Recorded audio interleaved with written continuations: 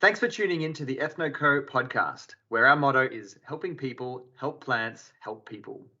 Please check out the links below and donate to our GoFundMe and Patreon to support the show.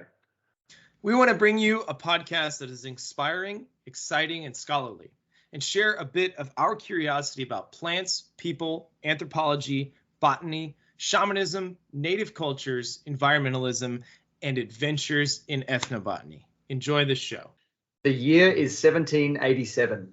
You're an Aboriginal hunter looking out through the old woodlands of southern Australia. Large ancient trees spread gnarled branches out, casting shade over patches of grassy meadows and wildflowers. A group of kangaroos bounce casually out into a lush patch of grass to nibble on new vibrant green growth shoots. You calmly observe their behavior for a moment before turning to your left and to your right to catch eyes with the other men of your group. Hand gestures subtly flick, eyes dart in purposeful directions. Not a word is spoken, and the men slowly raise their 9-foot-long spears. This is a kangaroo hunt, a sacred practice that has ensured the survival of the oldest continuous culture in the world, the first Australians. The landscape has evolved alongside this practice, and ecosystems have become more diverse and healthy over time. You are part of a hunting culture and way of life that started millions of years ago and continues to this day in a way that supports your community and the environment in which you live. So welcome to the EthnoCO podcast, episode number 3, Hunting and Conservation. My name's Callum. This is our co-host, Scott Light, who is currently in North Carolina, and I am recording from Melbourne, Australia. And so we would like to put this podcast together because we want to communicate these ideas of the Gardeners of Eden concept that we have been developing over many years now. And it is touching on the concept of how do humans shift towards providing a really, really positive role in ecosystem management, restoration, and conservation into the future. Scott, would you like to add anything to that and introduce yourself there? What are you holding there? So I have a Mossberg 500. I went hunting with this today. Very, very cheap pump action shotgun, a great way to get into hunting. But so as Callum said, this is the Gardeners of Eden number 3 podcast about hunting and conservation podcast, the EthnoCO podcast. And we thank you all for joining us. And so as Callum, touched on, the Gardeners of Eden concept is basically that humans can not only stop destroying the planet, we can make the planet a better place, not only for ourselves, but for other species. We can not only stop destroying biodiversity, we can increase biodiversity and at the same time improve the situation of our species and of our individual lives. And so a lot of people would think hunting is not something that would be helpful to other species. It's not something that is going to improve the planet. It's something that destroys the planet. Hunters kill things. But when you consider our role in the ecosystem and our role as organizers, highly intelligent organizers, the most intelligent species, probably, we have a power that a lot of other species don't have to be able to organize their ecosystem and to selectively hunt in a positive way. So this episode is about how people can improve the planet and become gardeners in the Garden of Eden through hunting. And so me and Callum are going to talk about that today. I think Callum's gonna touch on Indigenous people in Australia very briefly, and then we're going to talk about Indigenous people in the context of natural preservation, nature reserves around the world. So Callum, I'll let you take it away for a minute. Just to give a synopsis of what we're going to be covering, it will be Indigenous people's land management and hunting practices and cultures, and followed by wolves of Yellowstone and apex predator dynamics. We're going to touch on turkey and deer game management in the United States and the situation of invasive animals in Australia and New Zealand that has contributed to the hunting cultures arising in those locations. And after that, we'll keep that to 40 an hour, less than an hour. We'll Yeah. keep that fairly concise. And then after that, we're going to have an extended discussion because there's a lot of material to cover. So we will give people both opportunities to tune in for a quick fire, rapid fire kind of podcast, and then after that we can elaborate on all of these. There's quite a lot of information there to touch on, so we'll go from there. So as Callum said, I forgot to mention that the first segment of the podcast be 45 minutes ish. That's going to give you a concise, maybe 45 minutes is a concise, but a summary of the idea. And then after that, we'll go a little deeper. So if the podcast seems long, please at least give us a chance for the first 30, 40 minutes to get the concept out there. Also, we are starting a GoFundMe. Me and Callum have had some technical difficulties with this episode, and I think we need new microphones, and I think we need perhaps some video editing and sort of podcast streaming software. Anyway, so yeah, going to make everything so much better when we get that sorted out, and it'll be freely accessible for anyone out there once it's up online. It'll be on Spotify, YouTube, and hopefully we can reach as many people as possible. So we'd really appreciate with any support to get started on it all. Yeah, this is a thing that me and Callum plan on doing from here on out for quite a long time. And so we would love to have you join us on this journey.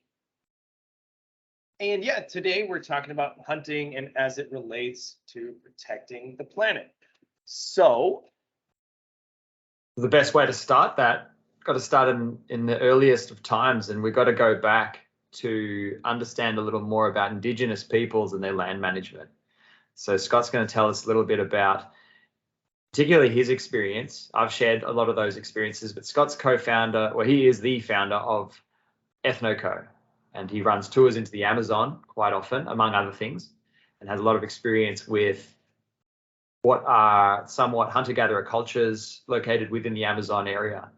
So please explain to us all your ideas on introducing these hunting cultures and hunting for conservation from a First Nations perspective. Sure. So real quick, EthnoCO is the Ethnobotanical Conservation Organization, and maybe we sometimes don't explain that, but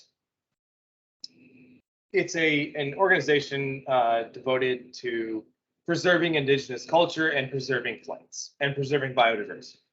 So me and Callum have spent a lot of time together in the Peruvian Amazon, mostly with the Machinga people. And the Machinga people are a people in transition from hunter-gatherer into the modern world. There are Machinga that live mostly a traditional lifestyle. They hunt with bow and arrows, and there are Machinga that watch TV. There's a range. So, and we've experienced most of that range.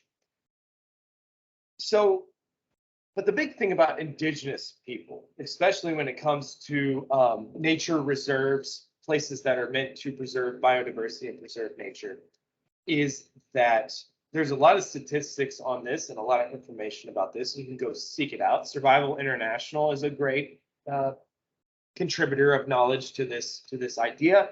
The Guardian, which is a media outlet, has a lot of articles on this. So I encourage you to check those out. We will be giving some specific statistics on other game animals and stuff like that, but this time we're just giving you the idea.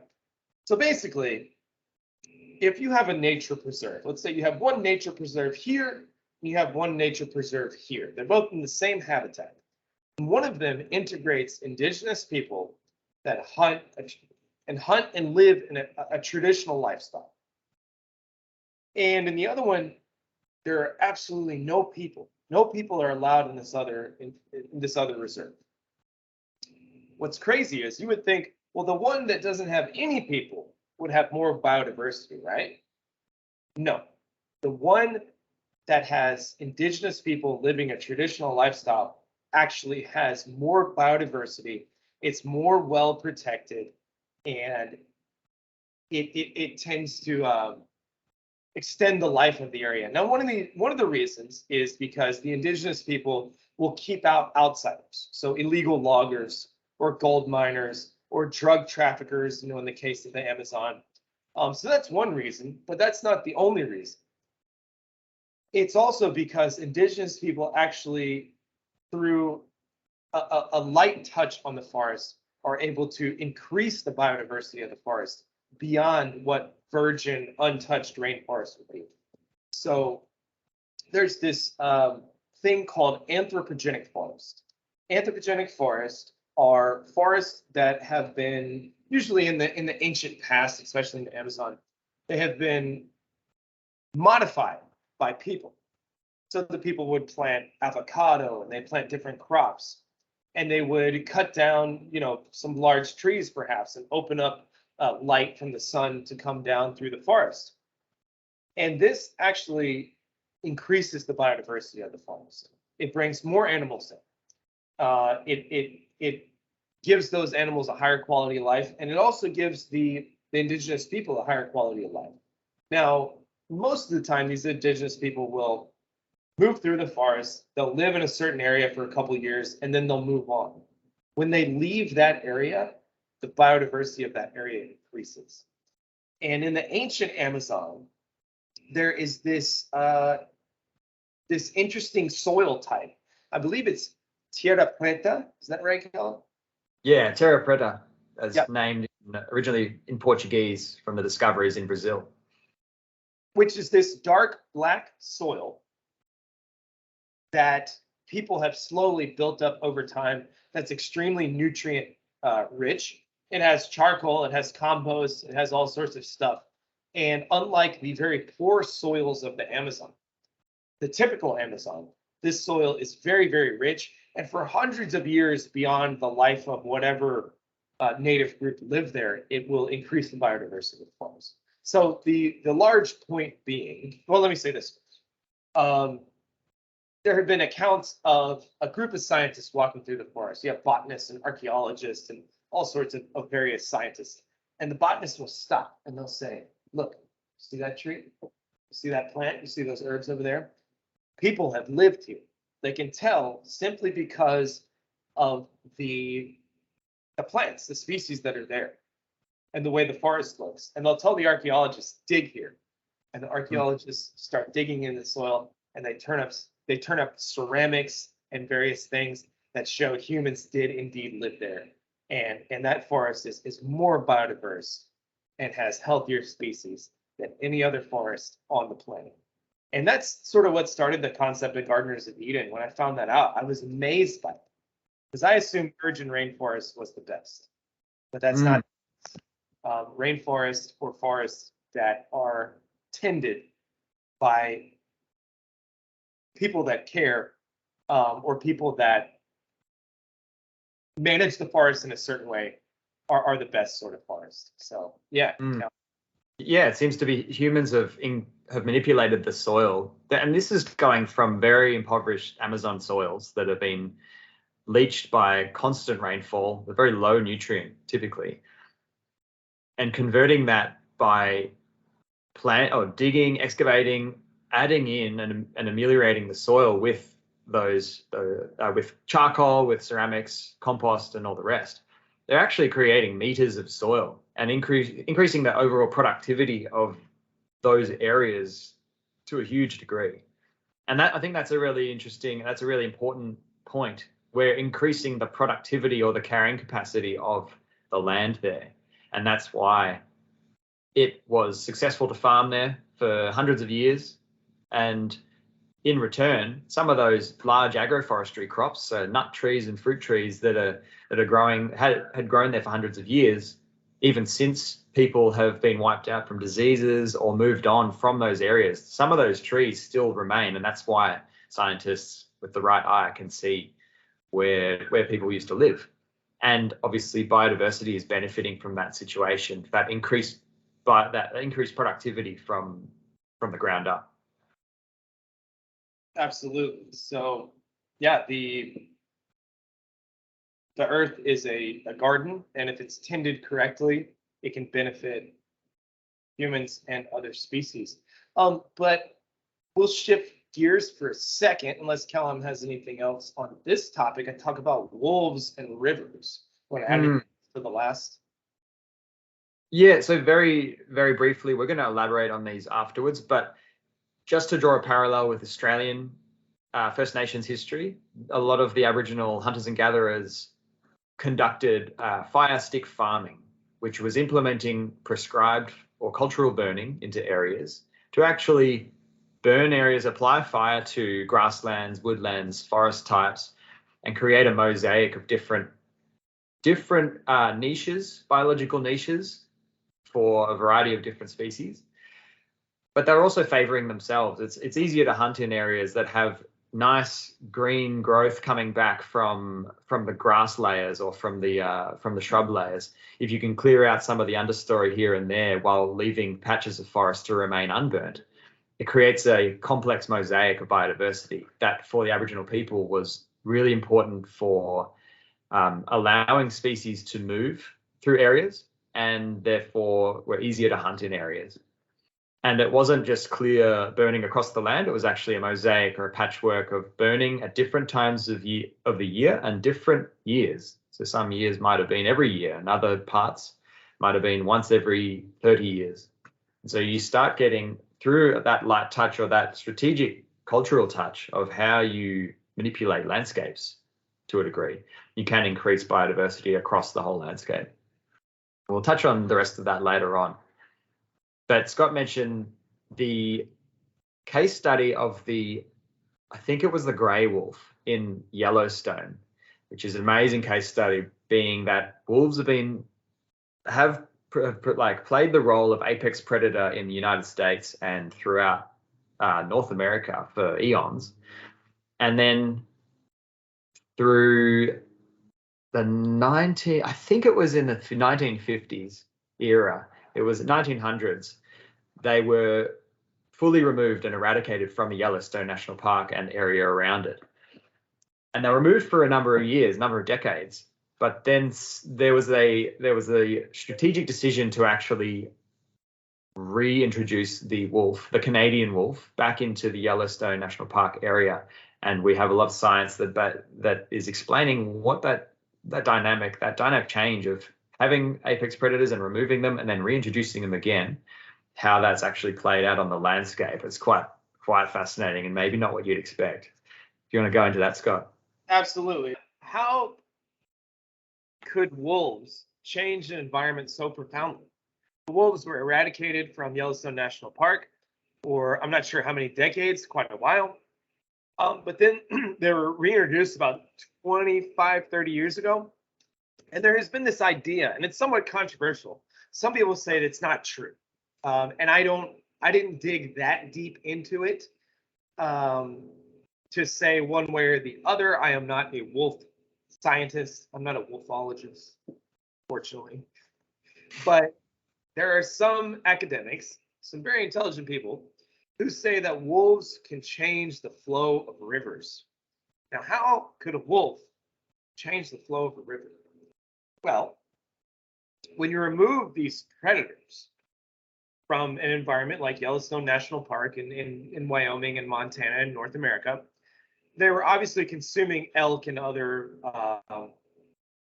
antelope type animals. Large herbivores, yeah. Yeah, large herbivores. And those large herbivores were consuming tons of vegetation, including vegetation next to the riverbanks. So as those herbivores reduced the vegetation near riverbanks, the river was able to flow, instead of a more meandering way, more straight and more quickly, thus eroding the banks more and removing even more vegetation. But when the wolves were reintroduced and they started preying on the elk I think is the main one, and the antelope, that vegetation began to return. And in that way, the rivers were more meandering and less, there was less erosion. And so that had a huge effect on the way that rivers flowed. So the wolves actually did change the flow of rivers, depending on who you ask, because their effect on the herbivores that were moving the vegetation. And sort of the idea that I had about this was most people would see that as a positive thing because the wolves were doing that for, as Colin said, for eons, for many thousands of years. Most people view that as a positive thing, a return to the natural cycle as it had been before humans killed the wolves, hunting in a negative way, right? Shooting all the wolves because they didn't like them messing with their cows and that sort of thing, to a balance where the wolves were helping the ecosystem.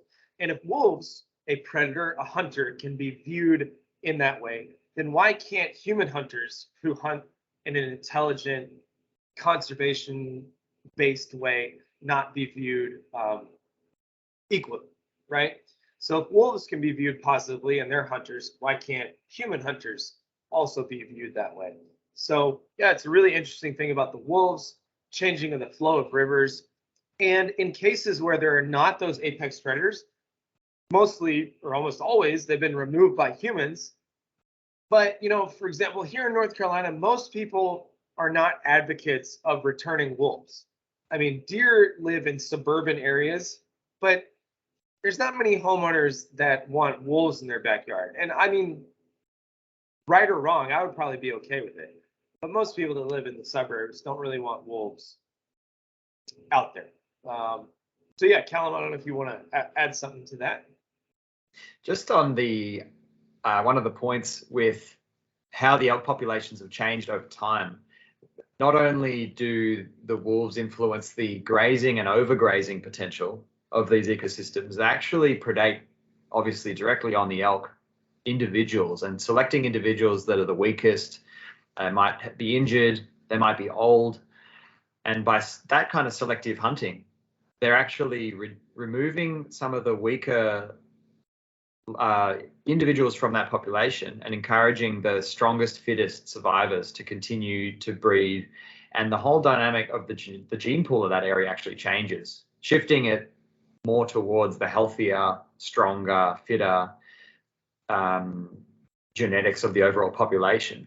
And that's seen as a really good thing for a number of reasons. And one of them was it stabilizes populations into more of a stable, sustainable carrying capacity of the ecosystem rather than, and it kind of prevents these boom and bust cycles of overbreeding and overpopulating, and then therefore starvation afterwards and plummeting back when seasons change or a dry season hits or a less productive season hits. So wolves are, and like a lot of other apex predators, they're almost ecosystem regulators, and it plays on the concept of like it's called a trophic cascade. When this Yellowstone case study occurred, it's basically trophic cascade is where, when you learn about trophic levels, it's like the producers, they're the grasses and the plants, and then the primary consumers, secondary consumers, basically they're trophic levels in the food chain.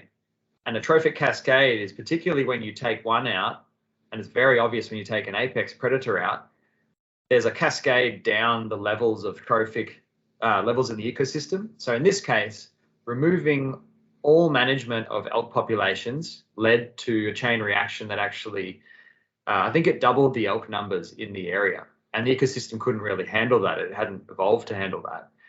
And that in return impacted the species even next to or below the elk level in the trophic structure there. And even things like beavers were impacted because beavers couldn't forage for enough vegetation to actually build dams and actually create wetlands in these rivers. So when you remove the beavers, you have even more erosion and more river destruction there. So by introducing them again, you bring the balance back into all trophic levels, which is fascinating. And whether it's sharks in the ocean, it's cheetahs and lions in the savannah, or it's elk and wolves in this situation, there are parallels across the planet for that kind of trophic cascade. Absolutely. So yeah, that's something me and Callum have talked about previously. Before I forget the three topics, really quickly, what I want to respond to with that is that one species affects all of the other species. So some people might say, well, I don't want elk to die, but the beavers are dying if the elk aren't, or the beavers are not living as good of a life and having as good of a habitat. The elk they don't have as good of genetics. Their genetic pool is being diluted with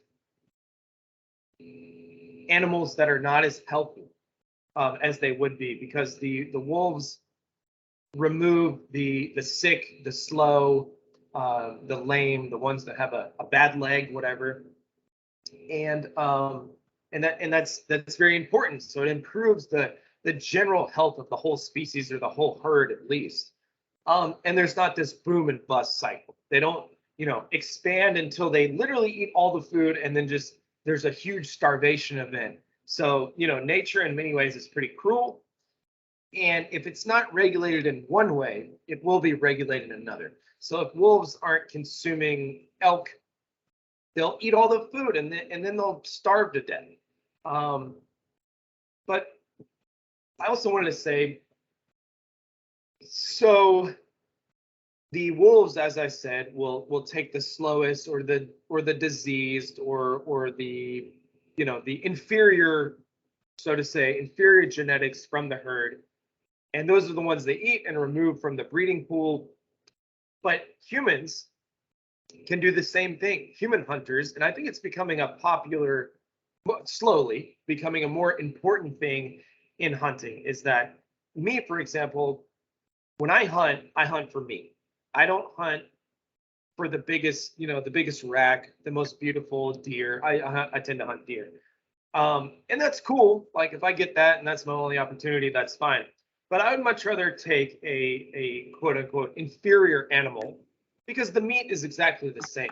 And then I'm improving the species and the herd overall, and I get the same meat. It doesn't matter to me. I don't need the biggest, most beautiful rack and deer.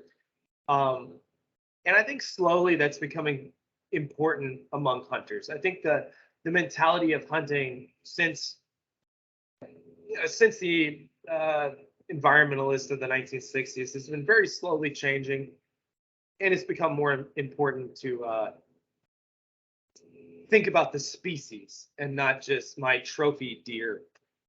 I think in a lot of hunting circles that's becoming something that people are talking about. Whereas, 100 years ago, they just didn't talk about that at all, didn't think about it. They wanted to hunt the biggest, most beautiful animal. And, if you're a hunter and that's something you want to do, I would encourage you, like, why don't you get that big trophy buck maybe once or twice in your life, and then the rest of the time, hunt as a conservationist. Kill the animal that is smaller or weaker. I mean, you don't ever want to eat like a diseased animal, but the ones that are inferior to the animals you love, and to improve the species as a whole. And so the wolves are doing that. They always, because they have to chase them. they're always doing that. So yeah, the wolves have had a huge impact on the elk population, and even the flow of rivers in Yellowstone National Park since they've been reintroduced. That's amazing. Yeah. And in a way, it's this concept of see the forest. What is it? See the Lose the forest trees. Lose the trees. Yeah, don't see the forest for the trees. Exactly. So where in this example, a lot of people would think, oh, you're killing an animal. Wolves are killing an animal. Hunters killing an animal. Whatever it is. But what if that occurs and you're improving the overall health of an ecosystem or of a population? Would that be something to strive towards, instead of getting bogged down in the idea that we don't want to see death when death's already happening in nature, with or without us? Absolutely. Is there any more of the wolves of Yellowstone and the apex predator dynamic that you want to explain? I think we can elaborate on it later on as well. Yeah, I think we've covered that pretty well, except to say that humans can be good hunters, intelligent hunters, much like the wolf can, and have a positive impact on species and the environment. But I think next we're going to talk about deer and turkey in North America specifically. So I got some notes here. I got some specific statistics for everybody because I wanted to give some numbers because they are so kind of shocking in a way. So the turkey, the turkey was obviously hunted by Native Americans before Europeans ever arrived, before the European settlers, conquerors, invaders, whatever you want to call them. They were hunted, but there was probably about 10 million turkey in North America, or in the United States, before 1492, and that's a conservative estimate. There may have been more, but the conservative estimate, not quite sure how they would come up with that. I can put sources, but that's the number I came up with after researching it.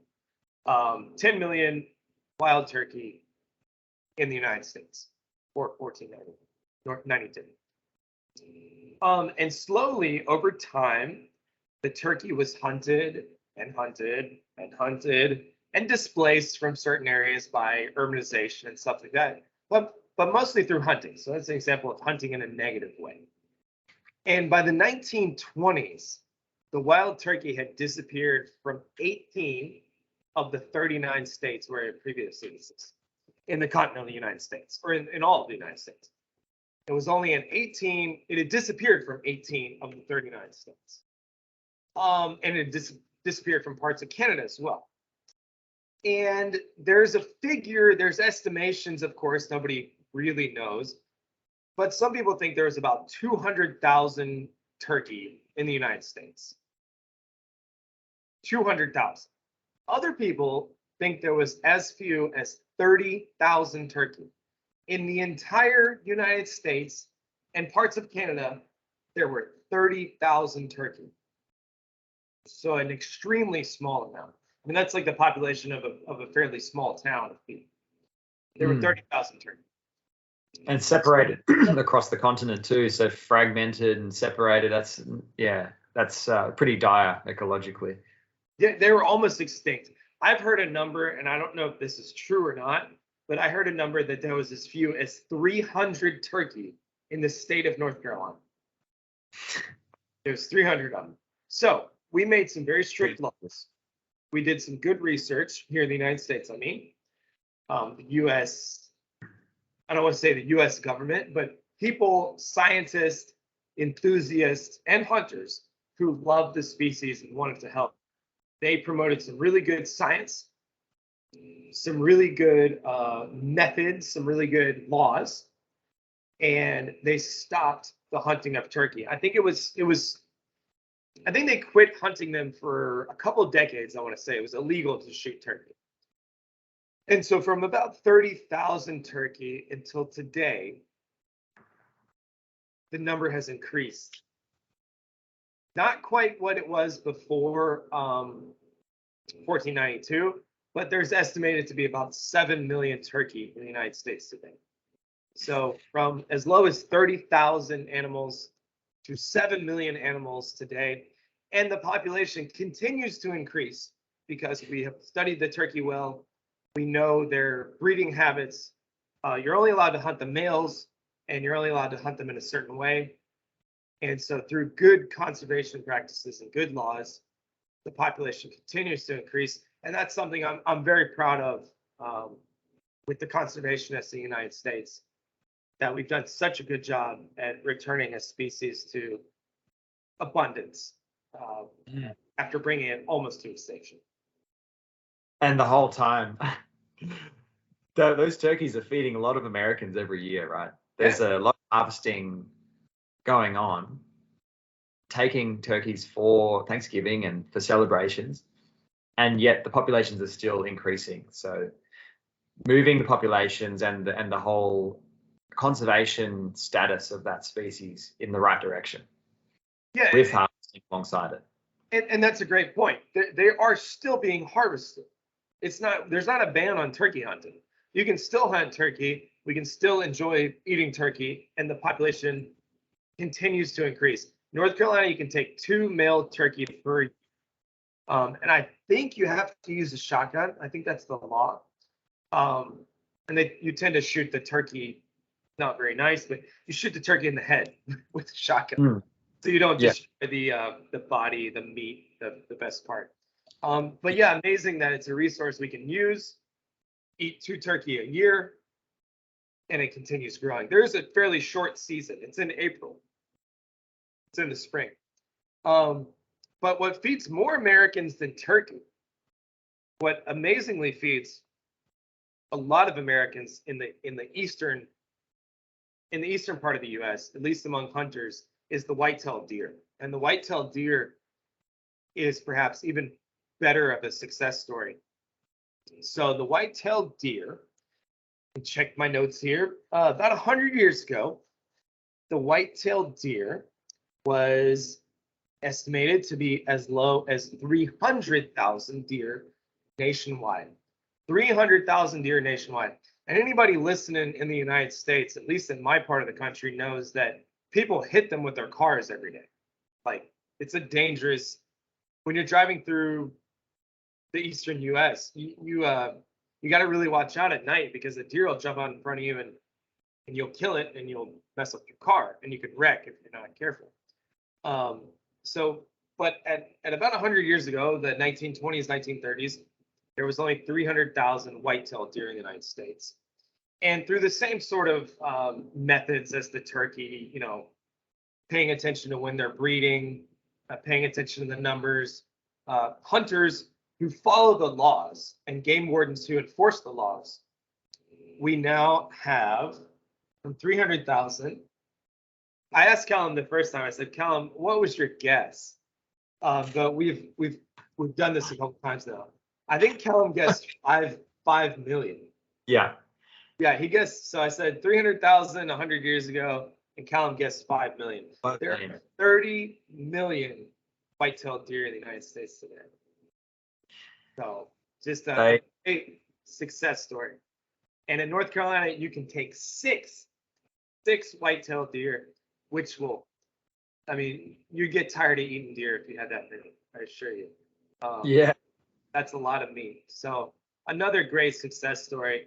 And the U.S., not with all species, but with the turkey and the white-tailed deer, I think we've done a really good job. And I think one of the reasons we've done a good job is because those species are important to people.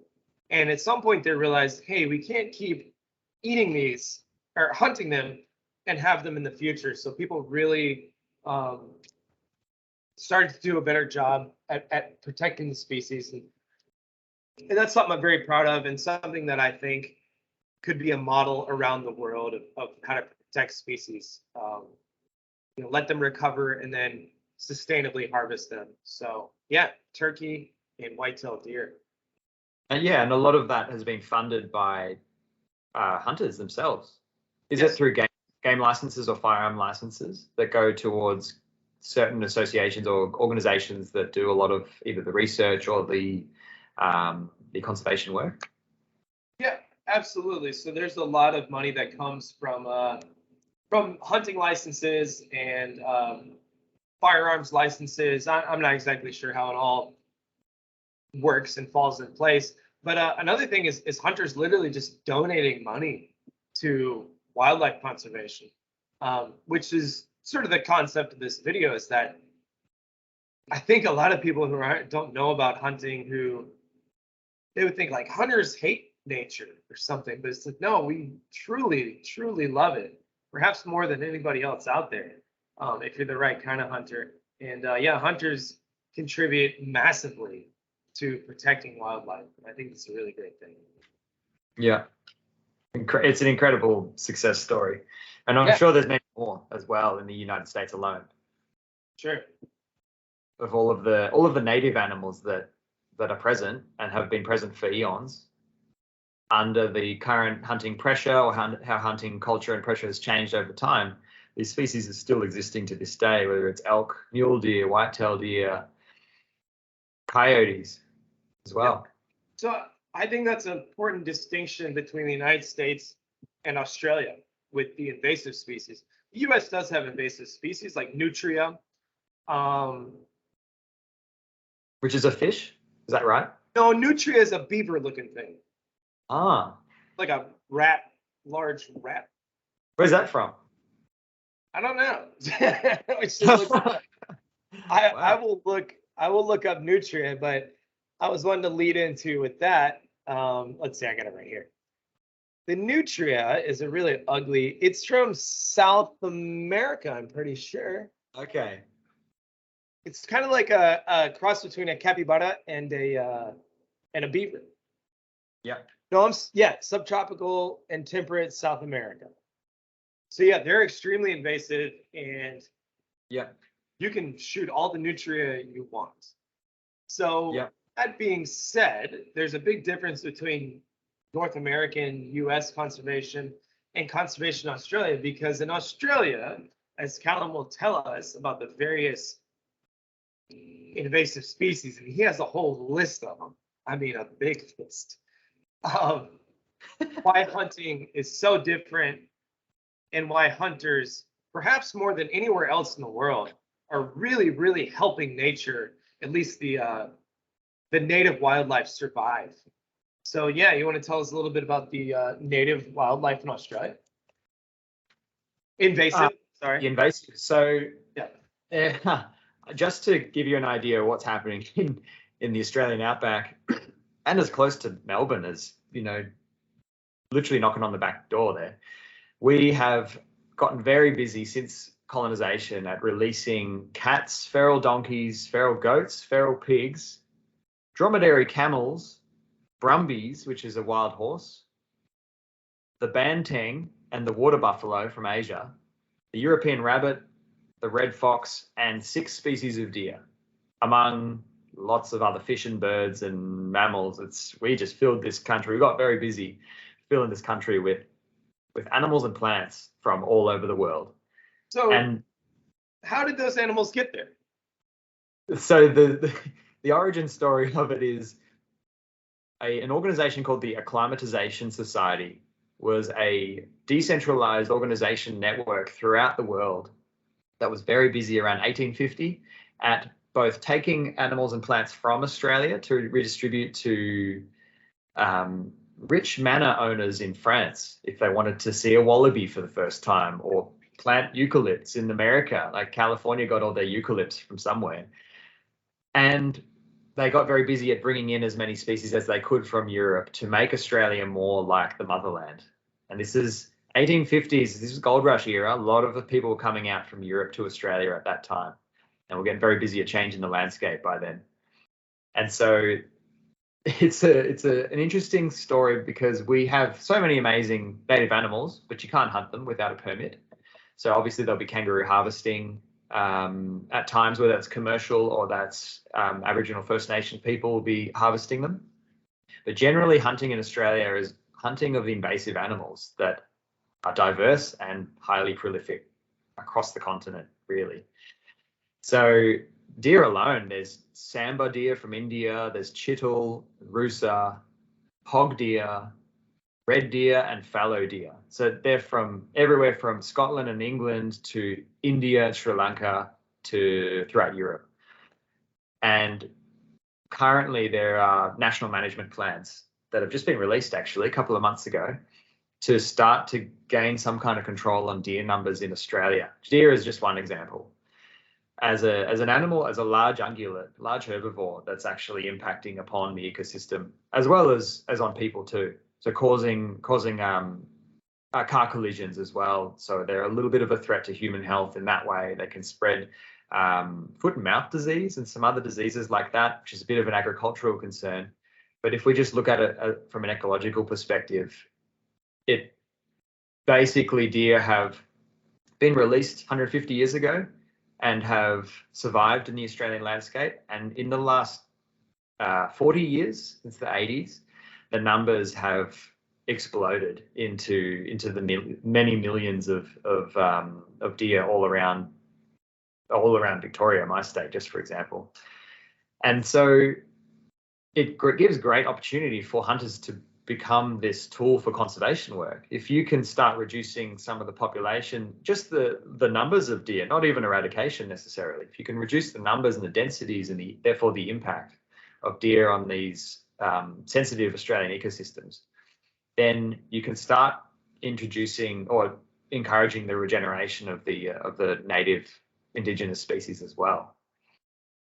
So in many ways, in Australia and perhaps New Zealand as well, hunting is an act of environmentalism or an act of conservation if you're hunting invasive species, because the invasive species are so destructive and they're so out of control. I mean, I think you mentioned to me that New Zealand was doing, they were poisoning animals, and poison is a dangerous way to remove invasive species, because it's not necessarily always invasive species that eat it. It could be the family dog that eats it, or some native species. So hunting is by far the best way to remove these species and these invasive species. Not only that, but removing these invasive species and eating them is a way to get meat, red meat that people like, without buying, beef from Brazil that's from a place where the Amazon rainforest was cut down. So it's just kind of in Australia, and I think New Zealand as well. Yeah. It's just a net positive thing to have lots of hunters who are taking out these animals, processing them for meat, and turning a problem into an asset. And from what I understand, there's not nearly enough hunters to remove hardly any of this. It was a real game changer in my mind, at least, learning more about the supposed impact of red meat and the resource requirements to raise a steak so you can eat red meat, which I enjoy. And in terms of carbon emissions and where we should be going if we're going to be curtailing our emissions in our diet, red meat was seen as a bit of the enemy. And maybe that's true. Maybe there are really resource intensive ways to raise red meat. But looking at Australia and New Zealand as an example, what if you could harvest red meat and actually reduce their impact on the environment? What if you could regenerate areas by reducing and harvesting some of that meat for yourself? So you have a net positive benefit across the board and from a couple of different approaches. And so I think, the populations are quite low in Australia and New Zealand, and there is a hunting culture that's developing and has been around for a long time in Australia, and particularly prominently in New Zealand, because they have the same, if not worse, issues with invasive animals colonizing an island two islands, Australia and New Zealand, that have existed in isolation for a long time. And so there's some really interesting game management going on in New Zealand and Australia, where we are realizing that these populations are out of balance. There are no apex predators to control enough of the animals. We have dingo, which is a contentiously native dog, smaller than a wolf, but they have been on the continent for about 4,000 years, brought across by Aboriginal First Nations people. But apart from that, humans are the only apex predator or game managers in the whole system. And so it's looking like statistics saying we need to reduce deer numbers by about 45% now, and we need to harvest their numbers. We need to reduce their numbers by 35 to 45% every year after that. And as soon as we stop, they start breeding up and exceeding the stable population level. And so it's a very prolific situation, but something that hunters can be part of. Yeah. And I think in New Zealand, they're doing a great job at seeing deer as a resource as well as a problem, as well as an impactful problem that's altering their forests and their flightless birds and animals that live on the ground there. But also they value the resource they have with them. They have they have red deer in large numbers. They have a wapiti, which is a crossbreed between red deer and elk. And these are seen as prized game animals that they want to keep in the country, but they just need to reduce them to a level where the impact on the forest is reduced, and they'll reduce their numbers to a level where the forest can start regenerating after that. And you can start seeing the reintroduction of animals native animals that can proliferate after that point, that balance is reached in game management.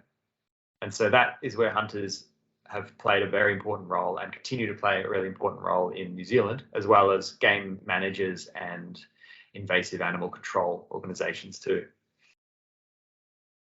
Yeah, I think it's very easy for some people to say that are sort of removed from this situation to say, well, you shouldn't be hunting because the animals shouldn't be there, or that the problem shouldn't exist. But we're at where we are now, and there's nothing, we can't go back in time and not introduce these animals to Australia and New Zealand.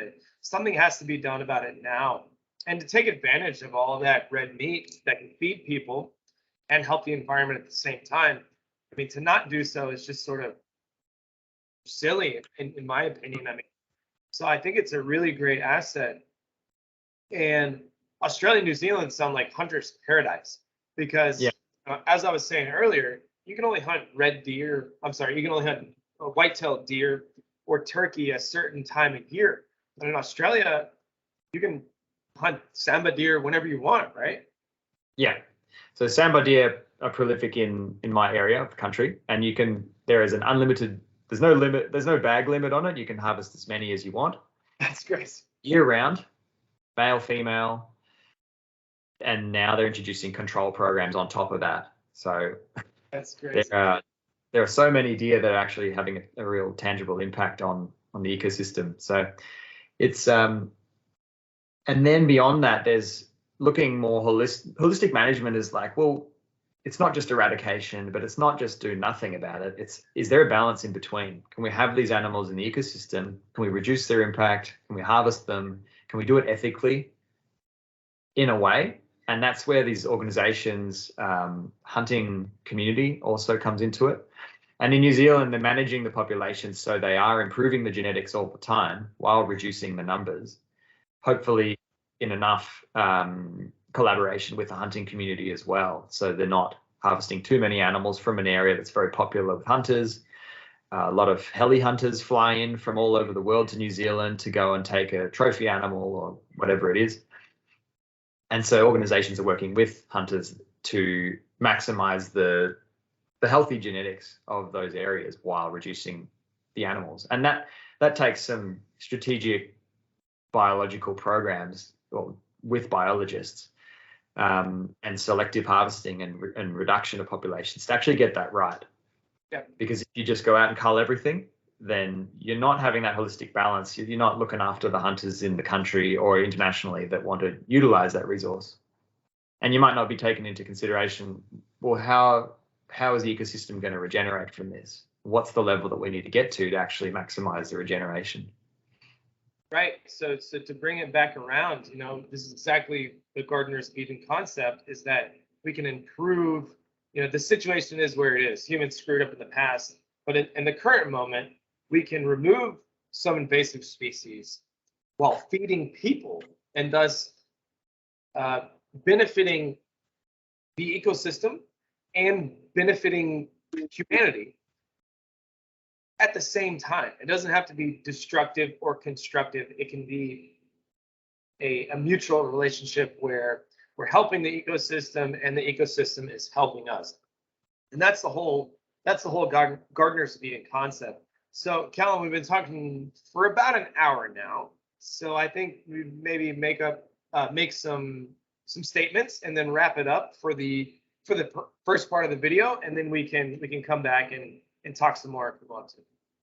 Yeah, definitely. We can cover anything else in the extended outro. Yeah. But for now, that gives the general concept of what we're trying to communicate. And I'll run through some interesting facts after this. Sure. But for now. So yeah I think covered it all. So yeah, the idea was that hunting can be a really good thing for the environment, and it just depends on how you do it, how you think about it, and being cognizant of what you're doing. So if you want to check out more of what we're doing, you can go to www.ethnoco.com. Please donate to our GoFundMe so we can get new microphones and pay for our video editing system and streaming system, which we desperately need. Yeah. It will all go it's free streaming for everyone anyway, so Yep. people will And get a it return on that for sure. and it always will be, whether or not, whatever happens, me and Callum are going to continue to do this. Yeah, do you have anything else to add? No, that's all. Feel free to reach out, contact us, keep a discussion going, and look forward to doing more of these. Great. Thanks. So, Callum, you're telling me something about what you call the hunter's journey, how someone could go from trophy hunting to conservation. And you want to explain a little bit about that? Yeah, it's the concept of a hunter's progression from starting out. Maybe you had a family member that introduced you to hunting, or maybe not. Maybe you just started yourself, and you might be shooting or searching out, stalking, and hunting anything you can get. To maybe you gain more experience down the track, and you start chasing trophy animals, or you're supplying more meat for your family. And then it talks about the whole process of how a hunter will change as they go through decades of hunting.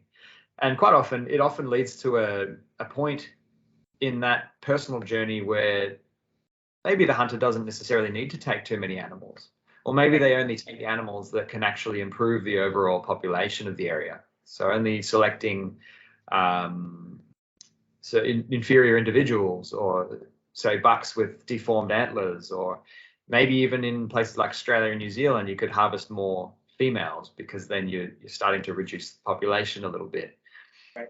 So it's a concept of people will change as they learn more and they experience more. And it's fascinating to talk to some of the old timers that have been doing this for their whole lives. And so it kind of leads us on to how someone like Scott, how you got into hunting, and where you started and where you are now, where you want to go with it, and what that scene looks like in North Carolina. So I would just say first that, I think for a lot of hunters, it looks like in the beginning that the hunting is the goal, right? Getting that buck with the big antlers, with the big rack is the thing to do. And then as time goes on, it transitions more to what's important to me is spending time in nature. So to talk about myself for a second, I went out today and I was hunting for woodcock and squirrels. And everybody knows what squirrels are, but woodcock is this little, it's only in season for about 6 weeks or so. It's this little woodland pigeon kind of thing. And they're a lot of fun to hunt because you're walking down the trail. You get to walk, so you don't have to sit and be quiet. You're walking down the trail and it'll fly off and you have to get your shotgun up real quick and shoot it. And they're also one of the most delicious game birds that you will ever eat. They're in great abundance, but they're very hard to hunt. They're very hard to get. So I walked around for like 2 hours. I didn't see a single woodcock or a squirrel. But I was walking through the woods after about an hour and a half, and I came to this, it wasn't a clearing, but I noticed there was like this kind of empty space where the sunlight was coming through. And I walked into this almost clearing, but it wasn't a clearing because in the middle was the largest, most beautiful beech tree. Beech is this really smooth-skinned bark tree, and it was just absolutely tremendous. So I didn't get any animals today. I didn't harvest any animals, kill any animals. But what I did see was the most beautiful beech tree that I've ever seen in my life. And so that was what I took away from today's hunt. I enjoyed being in the forest, and I just saw the most amazing beech tree. And I went up and put my hand on it, and like it was really, I've never seen a beech tree like that before. And that makes me just as happy as if I got 3 or 4 woodcocks, or 3 or 4 squirrels to bring home and cook. Everything that I kill, I use its pellet, or I cook it, or I do something with it. But that experience with the beech tree was great.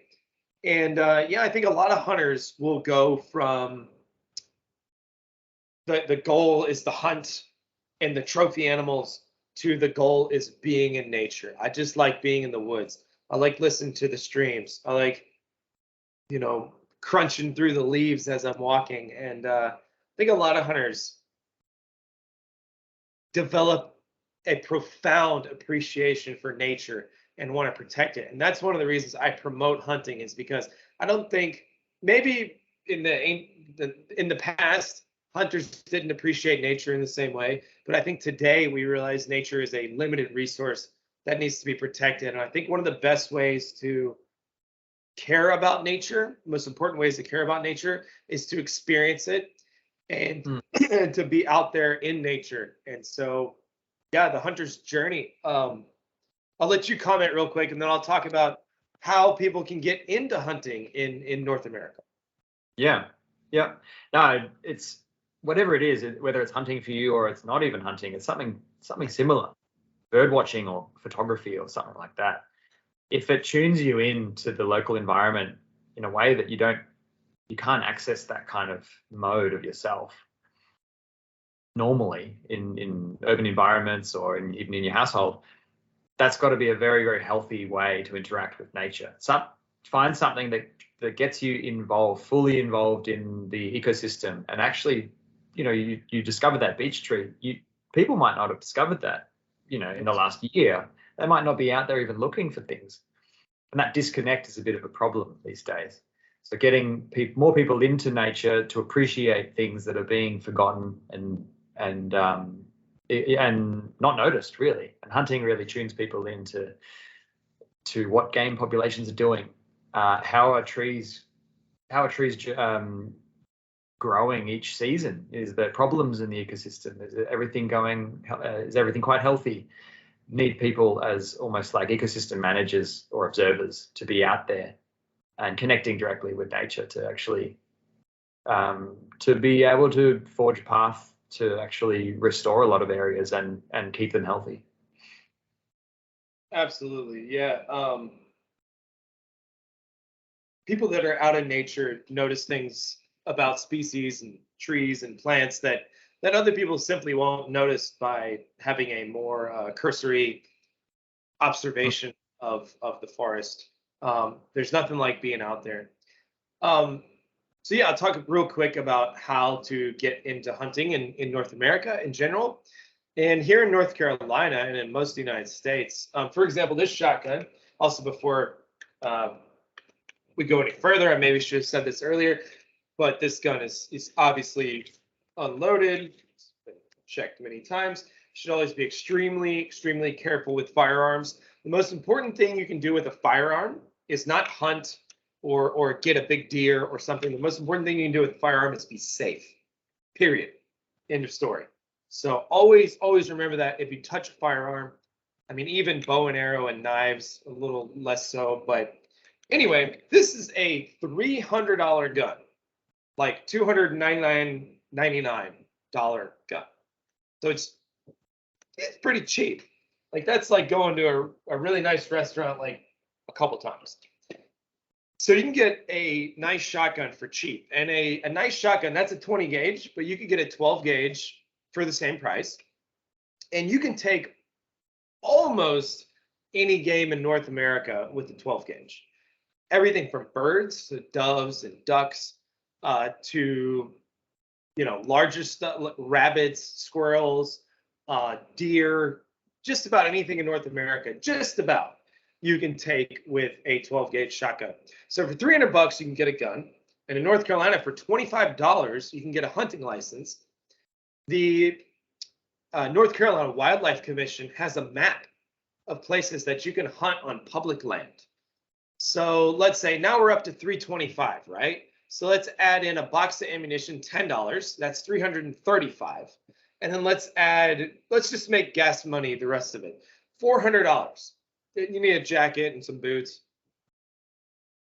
For $400, you can go out and go hunting and harvest game for your family and get way more than $400 worth of meat. And I just think that's so great that it's accessible and that anybody can do it. As long as you could hunt with bow and arrow, but I tend to, firearms are easier, especially if you're just getting into it. You can do it easily. It's accessible. It's something that anybody can do. Anybody can learn about. Again, I'll say again, The most important thing you can do is, if you touch a firearm, is learn about firearm safety, not necessarily the hunting aspect. That should come secondary to learning about firearm safety. But yeah, it's accessible to anybody, and it's something that people can do. You do have to have a background check for the firearm. It takes about a week normally. You have to fill out some papers, but it's something that's accessible. And I know Callum, I think, got into hunting, fishing while spearfishing. I think, is that right, Callum? Yeah, more or less. That was where I started with it all. More seriously considering hunting as a real pastime. Before that, I grew up in a rural area where it was nature was at our back door. So there was always fishing, there was always hunting, if you could call it that. It was a very childish approach to hunting, where you're going out there chasing rabbits with bows that you've made, literally. But for now, it's kind of, a lot of my interest had gone in, probably within the last 10 years though, has gone into spearfishing.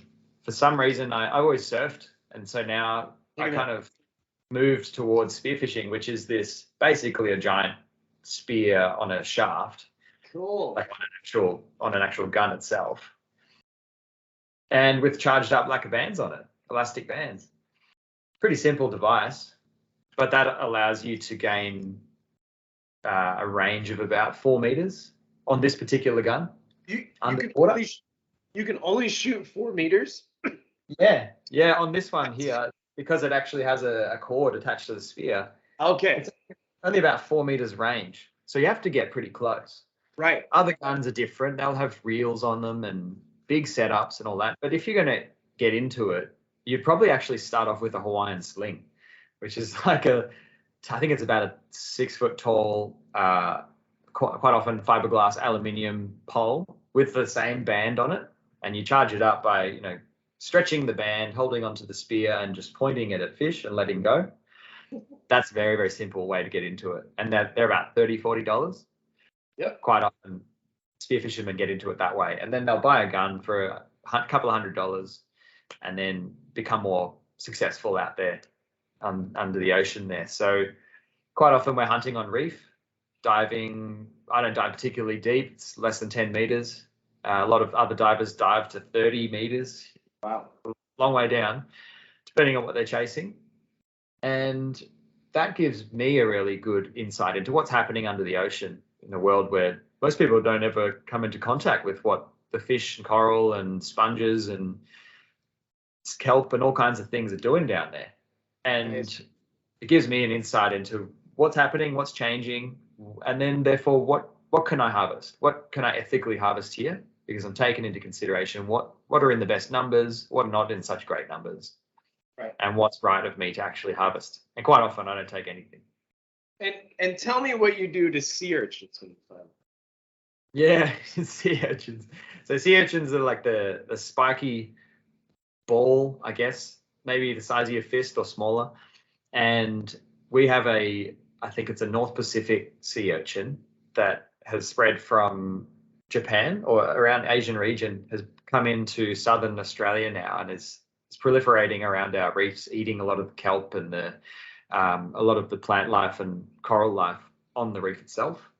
And nothing can really access that urchin because they're like an armor-plated, spiky landmine-looking thing. Yeah. So I go around and smash up a bunch of them in a single area until their eggs actually float into the water column, and all of the fish come around and investigate what's actually happening, because they see you as this animal that could be a threat but probably isn't. There's this weird dance in the ocean where like fish hang out with sharks and hang out with seals, and even though one could eat the other, but they're just as curious as they are afraid. And so they'll often follow me and they'll start eating all of the roe that floats up in the water column. And I'll just keep going along, smashing these urchins that are becoming a problem, and nothing's controlling them really. There's not enough predators to actually control them. So we can provide that role in actually reducing some of their numbers on the reef area and providing a meal for a lot of the fish and marine life in the area. And then after that, you may have the chance to harvest one or two of the fish. So you're entering this environment, you're for a brief minute while you can hold your breath, you're becoming part of this environment, and you're smashing invasive species and sort of distributing them to some of the native wildlife, the native fish. How do you smash them? You like hit them with a rock or? Yeah, if you dive down, pull out your dive knife and smash them up, or just grab a rock on the reef. And as long as you keep your hand away from the spines, you can effectively break a number of them open and feed the locals. Cool. And really, we're in a way, we're kind of representing or like replicating another trophic cascade that happened in Canada, which was the removal of the sea otters. Sea otters eat sea urchins. They dive down, they can actually grab them with their dexterous hands, pull them up and eat them. But then the fur traders came to Canada and took out a lot of the sea otters in whole regions, to the point where the fully native sea urchin actually proliferated so much that fell so far out of balance they started eating all of the kelp that were living, these tall bull kelp that flow around in the water column like this. They're actually overpopulating and eating those kelp. And so they started seeing things called urchin barrens, where there was nothing down there anymore, it was just urchins. And they realized it was because they removed the apex predator, they decimated the whole seafloor. And now those sea otters are returning. And in areas, especially where they maintain their populations, they are some of the healthiest ecosystems there. Amazing. So not saying we're replicating that too much, but we're giving it a go. Right. And it's aligning with that thinking of like, what are the regulators in this environment? Maybe it's us. Yeah. Yeah, and there's cases where, so in Canada, as you said, it would kind of be ideal to reintroduce the sea otter. But in Australia, you don't exactly want to introduce sea otters. There's a lot of bad history with introducing invasive species, obviously. Yeah. So humans kind of need to fill that role. They need to take up that job and do what they can. So yeah, that's really cool. Can't remember, you had a couple more things you wanted to mention. Well, I guess the other form of hunting, as I mentioned, growing up, I do a lot of bow hunting. And I particularly go out with this, which is a recurve bow. Recurve meaning the limb curves once and then curves again around the tip. And these are very affordable too. So it's a really good way to get into it. But bow hunting is challenging. So basically dealing with an arrow with a broadhead on it, a sharpened tip, and fletchings on the back. Very basic. I chose to stick with recurve hunting because you can literally throw these things down a river and go and swim after it. Right. They're pretty robust as Awesome. compared to compound bows with wheels on them and everything, and they are a lot more expensive. And I've shot both. I did competitive archery with a compound bow. And as I moved more into the hunting field, I wanted to stick with more primitive hunting. So that allows me to access rabbits and foxes, which are invasive in Australia. And there's no bag limit on those. You can take as many as you can get. Right. As well as that poundage is legal for deer, so large game as well. And some parts it is legal to shoot European carp as well. So invasive fish in waterways. So there is a gentleman named, I call him Senor Manuel. Manuel is an anthropologist, Venezuela. I think he's half Venezuelan, half American, and he hunts everything with bow. I think there's a lot of people that consider bow hunting more honorable than hunting with this. These are quite powerful, and I get the idea, I get the concept. But as I said previously, my goal is to harvest meat, and whether or not I hunt with a bow or I hunt with a gun. Also, there's more than one goal. My main goal, well, one of my goals is to harvest meat. The second goal is to end the life of the animal as humanely as possible. But real quick, let me back up. Senor Manuel, this anthropologist, we got to have him on here. I would love for me and you to interview him. He hunts everything with a bow and arrow. He builds bow and arrows. He has studied Otzi, the Iceman. Oh, yeah. and replicated stuff from his pouch that was found. Wow. This dude is amazing. I mean, That's cool. he's I consider him one of my mentors. Just an amazing, amazing person. But so one of my goals is to harvest meat. The other goal is to end the life of the animal as quickly as possible. And I'll tell a story, and some people might not feel too good about this story, but it's the truth. So yeah, I'm just telling the truth here. I shot this is a number 2 buckshot 20 gauge round, and I shot a deer with it the first year I went hunting because this was the only thing I had, and the deer did not immediately die, and it made me feel bad. And I ended up shooting it twice. One time from the stand, and the other time I went down from the stand.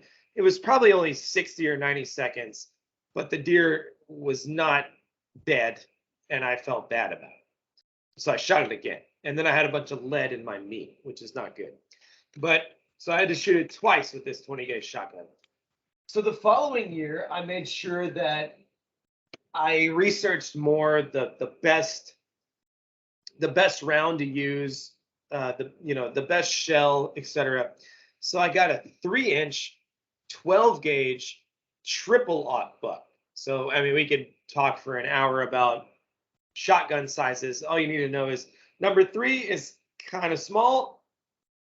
Number 3 buck is kind of small, and triple-aught 000 is large. So there was this deer. I was in the same stand a year later, same distance, and I shot this buck, and the buck just, it was like flipping a light switch. I hit it. I had good shot placement. I got in the heart and the lungs, and it literally crumpled. And as far as I could tell, when it hit the ground, it was dead. It expired. And that made me feel much better. That is the ideal sort of harvest that I want to do. Is if I'm going to kill an animal, I don't want it to suffer. Obviously, it's violent to kill an animal, but any way I can reduce its suffering is ideal. So if you're going to hunt with firearms, actually one reason we're talking about bow and arrows and how that some people may view that as more honorable, but when you shoot an animal with a bow and arrow, it almost always suffers more than it does when you shoot it with a firearm. So one reason I prefer firearms, both are fine, but one reason I prefer firearms is because if you use the right gun, the right ammo, the animal will die almost immediately. And I would rather do that. Bow hunters often shoot it, the arrow goes through it, and they have to chase it. They have to follow it for quite a ways. So I prefer to use a powerful rifle or shotgun and have the animal die immediately, rather than suffer. Bow hunting may be a little harder, but in my opinion, I prefer the animal to die quickly. Maybe it's more sporting to hunt with bow and arrow, but I really want that animal to suffer as little as possible. Yeah, and there's pros and cons for each method, and it's good to acknowledge all of them and be realistic with it. Yeah, and that's part of the reason why I purchased a rifle fairly recently. So now I have a 308 deer hunting rifle, and that was mainly because bow hunting is very difficult, and it really gets you in the zone. So it's really attractive, and it's really interesting and exciting to do that, to have that process of getting out in the bush and actually hunting and getting in that zone, whatever that means for you, really tuning you in.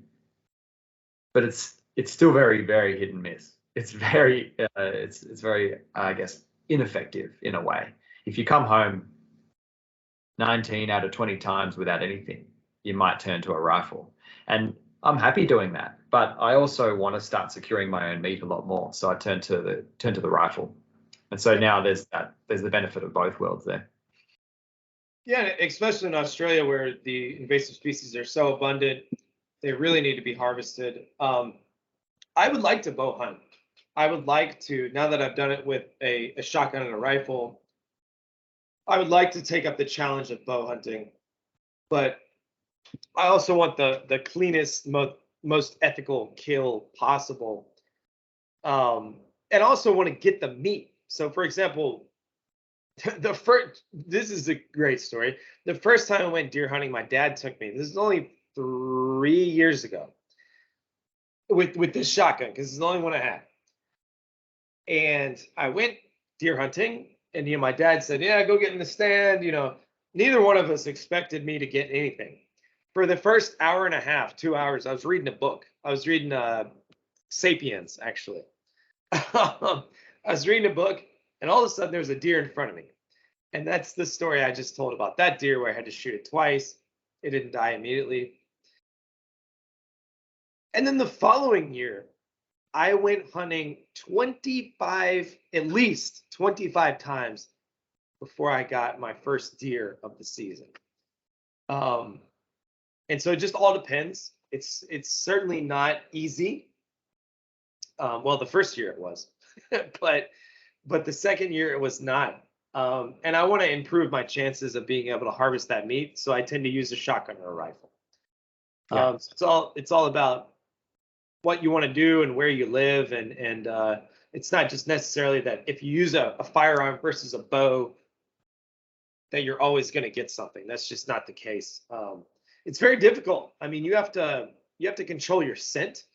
You have to take a shower using like special soap, and actually I scrub myself down, and I go in a towel outside, and I put my clothes on that I have hung up outside so that the deer can't smell me. It's not easy at all, and most of the time you just don't see anything. You enjoy nature, you see birds, trees, but nothing happens. And then you get that really exciting moment when a game animal does come across your path, where you get to harvest the animal, you get that meat, and the reward is great. The feeling you get is great, that you've done all this work to get that animal, and then that you actually get to harvest it, kill it, harvest it, and take that meat back to your freezer. And yeah, it's just a really rewarding system of obtaining meat, and I love it. So Yeah. Is there anything that you'd want to do for the coming year? Anything you've had in mind that you'd like to try in terms of what are your hunting aspirations and goals moving forward? So I've been using a shotgun to hunt deer because you don't have to be as good of a shot. So I've been using 12 gauge shotguns. I actually have a 3.5-inch 12 gauge, which is the largest 12 gauge. I can show it to you in a second. One of my goals is to get 2 deer in one go. So I want to shoot one and then shoot another. So I have a semi-automatic 12 gauge because I want to try to harvest 2 deer at the same time, as long as the shots are ethical, meaning the animal dies quickly with as little pain as possible. But I've moved more towards using a rifle that has a very large caliber bullet moving very slowly. Because if you use for example, a 308, Callum got a 308 recently, and there's nothing wrong with that. That's great. But in the eastern woodlands of the United States where I live, you can hardly see more than 60 or 80 yards, 60 or 80 meters. So you don't need to be able to shoot 300, 400, 500 yards. Where Callum lives, or in the western United States, you may have to make much longer shots, or you won't get the game. But where I live, you're not going to be able to see it. So the slow-moving bullet of a very large caliber doesn't destroy as much meat. It doesn't have as much hydraulic pressure and makes all this messed up, mangled meat.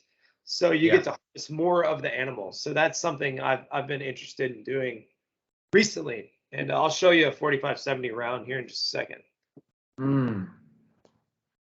I think I think something I want to do is harvest. I want to transition away from, I guess, purchased meat, mass-produced meat. I guess nothing against farming. It's just about, I guess, becoming a little more intimately connected to where I'm receiving my food from. Yep. And I want to shift more towards either sourcing it from a farmer who I know, killing it myself if I have to, or hunting it. And that's my ethical test at the moment is this really what I want to do? It's something I want to do now. I'm going to test that ethic out, and I'm going to go and try and harvest. And it's going to be tough. And it might not be forever. I might turn back on that decision in the future and say it's not for me anymore. But I think it's important to test those ethics out rather than living somewhat hypocritically about maybe condoning hunting in particular. But if you're at home eating meat, Right. not that I've received any flack for that kind of thing. I'm just a proud omnivore. I eat everything. So Yeah. I'm really excited to go down that path of becoming more, actually not just hunting as well. It's hunting and foraging and actually sourcing, growing my own food, but also learning to interact with our environment a lot more. So harvesting herbs and medicinal things and mushrooms and all kinds of stuff. Already do it in the ocean, diving down, taking shellfish, taking fish, looking for crayfish, things like that. And that just really, that's something that we've been doing for the vast majority of our history as a species. And to take that away in the last, whatever it has been, maybe it's one generation, maybe it's 200 years, but to take it away is a fairly new thing. Yep. And I wonder that these things are so strong in a lot of us. Or something similar. It doesn't have to be hunting, but aligned with that. Me too, 100%. You know, I would factory farming, if you're an environmentalist, not to get political, but if you're a vegan and you believe taking the life of anything is bad, and you live that life, I can't argue with you. That's fine. You know, that's great because you are contributing to preserving the planet and the biosphere. But if you're someone that eats meat, you really need to consider where your meat's coming from. And factory farming, especially factory farmed beef, is one of the worst things you can do for the environment. So ideally, I would be eating, you know, raising my own chickens and getting the eggs and the chicken meat from the chickens. Any red meat that I eat would be from deer or other animals that I hunt personally. And you don't actually have to shoot that many animals. I kill one deer a year to get my red meat. And, you know, if you know me and Callum, you know, we're very much into foraging and plants. I mean, that's kind of the ethnobotanical conservation organization. That's kind of what we're into, even though we're talking about hunting. But yeah, foraging and reducing the load on the planet, but still being able to eat what we prefer. Maybe not, it's not filet mignon necessarily, but deer meat is really good and I enjoy it. And yeah, striking a balance between what we want / need and the planet and the environment. And it's a very important thing to think about. So I would like to create a life for myself and help other people create a life that is beneficial to us and the planet. And that's sort of the whole concept. Yeah, that's it. Yeah, and it ties into the overall concept of why have we chosen hunting and conservation as a subject. And it really is just one of the approaches to get people involved in land and ecosystem management, get people really involved in what's going on out there in nature, and have more sway as a decision maker as well, and become more involved in the science and what's happening, what are the problems, and how do we make it better. It's really important, whether it's this or it's something else. This is just where the rubber meets the road, really, for a lot of people, is hunting, or it's bird watching, or it's photography, or it's something else. Yep. And all those are great ways to connect to nature. But I think people need to take a deeper look at the way they interact with the environment, with the outside world, and don't get so your head up in the clouds so high that you're bringing it down to these sort of philosophical arguments where, unless you are a vegan that doesn't kill any animals, then in that case you're 100% right. But if you're someone that does eat meat, like, well, I wouldn't want to kill anything.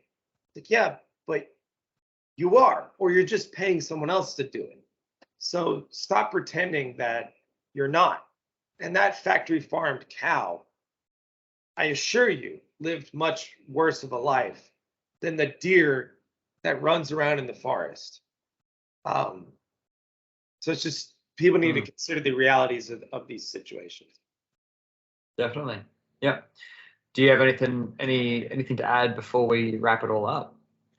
I think that's good. I could show you a 45-70 round if you want to see it. I think you've seen it, but For it, yeah. all right, hang on. Talk about something. I'll show you a red deer antler. So this is the red deer from England, Scotland, British Isles area. And this was from an animal that was actually culled. I found the animal on the ground on a farm, actually, near a bush reserve that we were working in. And these are large deer that are, I don't know, 200 kilos potentially.